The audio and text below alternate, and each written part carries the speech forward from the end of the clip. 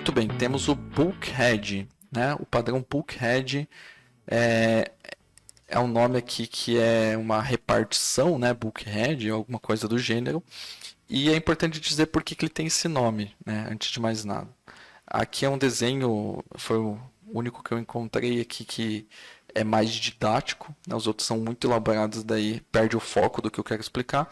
Mas ele surgiu aqui nas construções de navios, de barcos, né? Onde você construía seções dos barcos, né? Essas subdivisões chamadas de bulkheads, e você ia seccionando eles aqui, certo? Para que, caso acontecesse uma avaria em um deles, nesse caso aqui, ó, uma falha isolada, né? E furou o casco aqui, então ia encher de água aqui. Você tinha as portas que iam limitar isso para que a água ficasse só aqui. E aí os outros compartimentos, eles iam ficar livres de água, ou seja, você comprometia apenas esse bulkhead e fazer com que o todo não se comprometesse, né? Você não afundasse o navio por causa de um dano em um dos bulkheads aqui. Então, se eu não tivesse isso aqui, o buraco ia acontecer aqui, inundar todo aqui o compartimento inferior, provavelmente levando a um naufrágio. E aí, com esses bulkheads, eu tenho essa capacidade de ir isolando as comportas e tal, né, para isolar as partes com falha. Então, essa aqui é a explicação geral, né? No contexto de software, a gente tem também a questão de separar recursos, destinar recursos para coisas específicas, para que caso aconteça um problema em algum ponto específico, eu tenho aquele recurso dedicado. Se ele der algum tipo de problema, eu vou afetar apenas aquela relação entre cliente e servidor ali que foi dedicado. Então, para exemplificar isso aqui, por exemplo, eu tenho dois workloads, né? Aqui eu tenho o workload 1, ele tem um pool de conexões, então, sei lá, eu vou permitir que eu tenha 10 conexões com o serviço A. No workload 2, eu tenho dois pools, cada um com 10 conexões, cada um para falar com um serviço diferente. Então, o que acontece? Sendo que isso aqui é um sistema só, né? Sendo que isso aqui é um sistema só, que fala com 3 outros serviços, né? Se acontecer um problema no workload 1, alguma falha como um todo, tá? Aqui a gente está falando de falhas inesperadas, então não vou entrar muito no mérito. Mas aconteceu um erro, se eu tiver uma ligação isolada assim, um connection pool só para o workload 1 e que fala com o serviço A, eu tenho um impacto apenas nessa parte vermelha. Já na parte verde não, porque eles não compartilham o mesmo pool, por exemplo, né? Eu não uso o mesmo pool para daí separar para os recursos. Estou separando os pools para separar os serviços também. Isso faz com que um erro assim de parada aqui mais crítico não faça com que todo o sistema caia ou fique indisponível. Para exemplificar também, tem a questão dos clientes, né? Eu tenho 3 clientes que usam serviços aqui. E aí eu tenho 3 instâncias para esse mesmo serviço. Percebe que o serviço A, por mais que ele seja ele tem 3 instâncias separadas para servir clientes separados. Claro que você tem um detalhe aqui que para ter esse tipo de estratégia de resiliência, vai te custar mais, obviamente, porque você está subindo 3 instâncias em vez de uma instância só, está dedicando uma instância para cada cliente, mas você está criando uma estratégia de resiliência para que, caso uma instância do serviço A caia, ele não afete as outras 2 instâncias dos outros clientes que continuam funcionando. Ou seja, você é resiliente, você está criando redundâncias aqui, certo?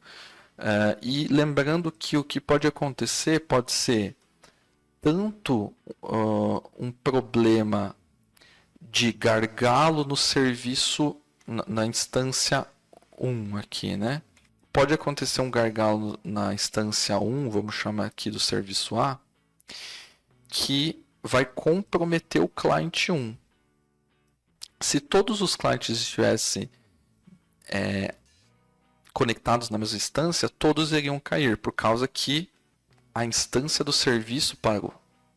Mas também pode acontecer o contrário, em que aqui, por exemplo, né, que é o exemplo de cima, deixa eu só ajeitar aqui, beleza. Nessa questão do connection pool, né? Por utilizar o mesmo pool, eu tive o workload 1 estava enchendo o pool de conexões, chegou no máximo do pool, e se eu tivesse um cara desse compartilhando para todo o workload, imagine que ele é um só, o workload 1 ficou maluco, encheu o pool de conexões, né, ocupou tudo para ele, o workload 2 ficou sem espaço para processar, porque esse aqui está com o tipo de defeito. Logo, eu impactei que tanto o workload 1 quanto o workload 2 não conseguem mais ter recurso, né? Então, foi um problema de client, não de server necessariamente, certo? Então, o client que estava fazendo um overhead ali de requests ou de processamento de alguma forma, enchendo esse connection pool. Então, o bulkhead ele veio para isso, para você conseguir definir recursos dedicados, separações para que caso aconteça falha tanto do lado do cliente quanto do lado do server de um recurso, você tem recursos individuais ali, estruturas individuais para que você não afunde todo o sistema e você possa ficar com parte dele operando. E aí tem também a nossa possibilidade de usar a biblioteca do Poly para usar bulkhead, né? Ou implementar o bulkhead aqui. E é bem simples, né? Eu defino uma policy, né? Uma política onde eu quero fazer até 5 execuções simultâneas em determinado recurso. E essa segunda propriedade aqui é quanto eu permito que fique numa fila. Então, eu vou fazer 5 por vez, mas o que exceder de 5 fica numa fila para ir sendo processado aos poucos. Claro que isso aqui fica em memória, né, no caso do poly. E aí, aqui ele vai fazer, né, execute async e vai fazer baseado na policy que foi criada ali em cima. Então, aqui, claro que a gente está do lado cliente, né, mas a gente está assegurando que esse recurso, utilizando essa política, ele vai fazer no máximo 5. E aí, quando for liberando desses 5 aqui, né, não tiver 5 em paralelo, né, quando liberar um slot, vamos dizer assim, ele vai pegando da fila ali, de quanto eu determinei, para ir fazendo. Dessa forma, o cliente, por exemplo, ele não vai atropelar e vai mandar tudo que ele tem, muitas vezes ali enchendo uma connection pool, por exemplo, que nem eu dei o exemplo, né? Ele vai segurar a barra dele ali falando, eu só posso fazer 5 e outros só podem fazer 5 em paralelo, então eu tenho 3 desses, né? 3 fazem 5 em paralelo e aí eles vão guardando numa fila para que caso algum desses 5 que eles estão fazendo em paralelo vai liberando, daí ele vai pegando da fila. E aí você garante que você tenha uma cadência e nenhum dos clientes façam, né, comprometam o todo.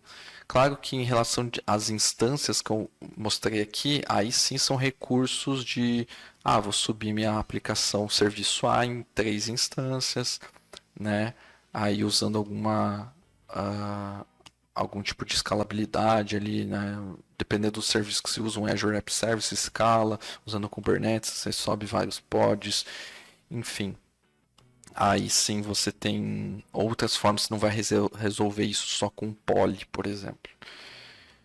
Então é uma estratégia conjunta ali de client e server também. Mas se você quiser colocar só na parte client para, por exemplo, resolver essa questão aqui, né? Na prática o Poly está criando uma connection pool de 5 para cada um daqueles implementações, cada um vai conseguir fazer 5 ao mesmo tempo e um cara só não vai poder fazer 500 aqui, exaurindo o pool como um todo.